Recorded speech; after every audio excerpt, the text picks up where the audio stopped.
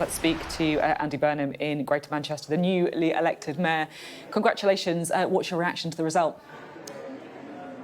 Oh, it's kind of overwhelming and quite humbling, really, when you see so many people who've gone out to vote for you. It means a great deal to me, actually, to lead this wonderful city region of ours for a third time.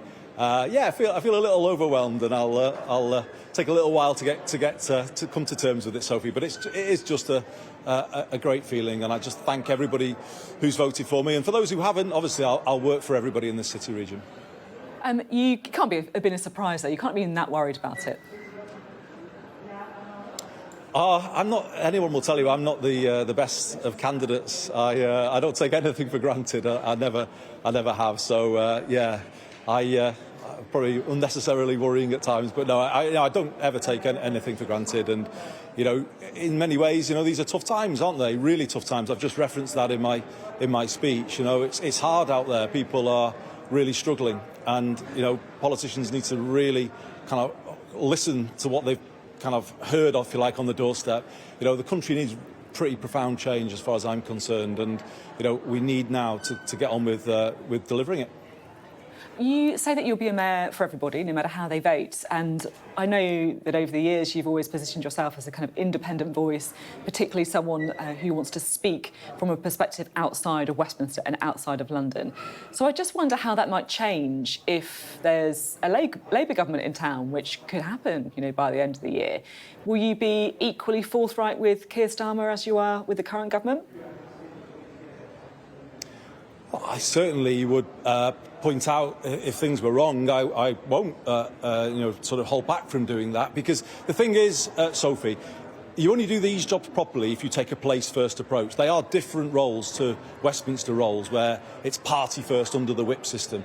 If you don't do these roles with a place-first approach, then I don't think you do these roles properly. And sometimes that means you might have to say to the government of the day, you've got this wrong, or this isn't fair.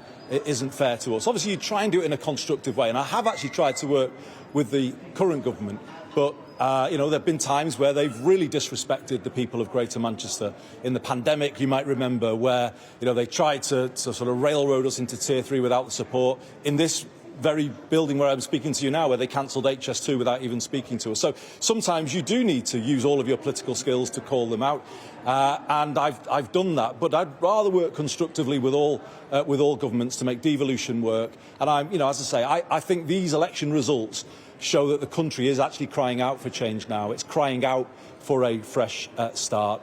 And for us here in Greater Manchester to have a Labour government at our back, led by Keir Starmer, that could be such a game changer for us. So we're getting excited about that prospect now. You've got a renewed mandate to speak for the people of Greater Manchester at a time when the parties are, looking at their manifestos, trying to work out what their priorities are ahead of the next general election. What do you think Keir Starmer should be focusing on right now? Yeah, well, I'd say this to all of the political parties. I'll come back to your question in a second, Sophie, but if I could make a broader point first, which is, please, for goodness sake, can we sort of leave behind the minutiae of the culture wars and constantly looking for the new thing that's going to kind of cause a storm and divide everybody? What about we focus on the bread and butter issues like the NHS and the waiting list, and get back to debating those and the solutions for those things? I think we've kind of lost our way with the political discourse in the country at the moment. We're kind of debating kind of fairly niche issues all of the time when massive things are going wrong. And I think all of the political parties need to remember that. In terms of what we would say particularly to Keir is, devolution here is working, but just let it go faster and let us do more. Greater Manchester's economy is growing faster than the UK economy. That is proof that something really good and positive is happening here. But give us more powers over education, over housing. Let us take more control of the benefit system to make it work better for people. These are things that can be done without any extra spending, because devolution is showing that we can spend the money that's already there, but we can spend it better. And that's a big message, I think, that we're sending today to our own side, but also to all parties. We've seen, of course, over the last few years, mayors like yourself have this big presence. Like, I guess that shows in a way that devolution is working, and you have these kind of political forces outside of London. Yourself, Ben Houchin in Tees Valley, potentially Andrew Street, who, of course, has a very close fight ahead. Do you think that's a good thing, or do you look at someone like Ben Houchin and you think, oh, goodness me, he's not the right man for that job? I think it's a good thing now that England kind of finally has a sort of a less centralised political system. We're one of the most centralised countries in the world. And because we've had policy only made in Whitehall, I think it explains why it often doesn't work for people here in the north of England. You know, it explains why, you know, we are so unequal as a country. We have such a large north-south divide. And finally, we're breaking out of that.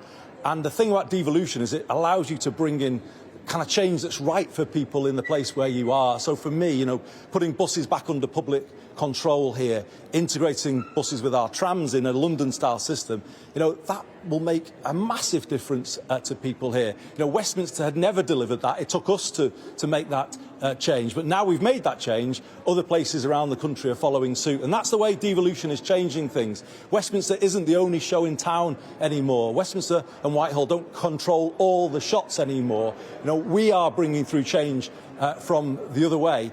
And I think it's often more positive change when it comes bottom up rather than imposed top down. So, yeah, I think this election, the mayors have really arrived, actually. Devolution is irreversible now. And what I'm looking forward to, as I say, is a government that kind of really goes for it now and really allows us to do the levelling up that we were promised, but we've not yet fully had.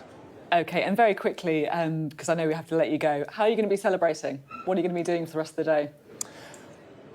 Oh, the family are all here, so how can you not celebrate when you're in Manchester city centre? There's loads of good places to go, so I'll be out and about tonight. So yeah, it's going to be a good night, and hopefully we'll be able to toast a Manchester City victory later as well, because they're playing later. So we're keeping a little eye on that one. But no, it's going to be a positive night. But there's loads of hard work to be done, Sophie. I'll be out on Tuesday morning, doing a homeless walkabout in city centre Manchester, getting off on the right foot, and basically the job, from my point of view, one night off, but then we're straight back into it. There's loads to do, and actually the biggest moment of opportunity lies ahead of us now. You know, we've got more powers here. We hope we'll have a government at our back soon. Greater Manchester's moment is now, and I'm absolutely not going to waste it. OK, there you go. If you're out and about in Manchester tonight, watch out for Andy Burnham. Thank you very much indeed. And buy me a pint if you see me. OK, all right. OK, thanks so much.